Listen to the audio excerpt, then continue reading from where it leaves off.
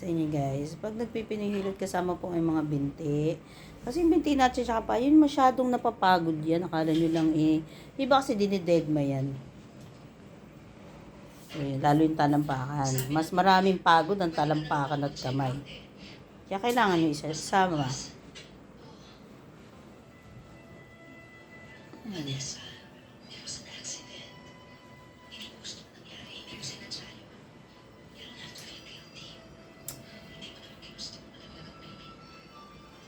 Sila po yung ating mga models. So, hindi pa tapos si Leia sa kanyang pinilit sa likod. So, pero itong dalawa yan. Kasama din yung kamay. Di sabi ko nga, mas pagod ang kamay at mga paa natin lagi.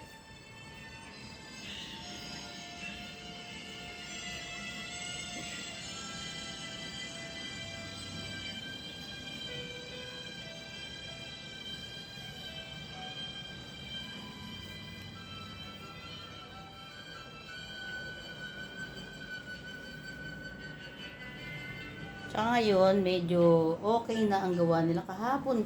Gulo-gulo. Ayan smooth. Magulo pa sa lahat ng magulo kahapon.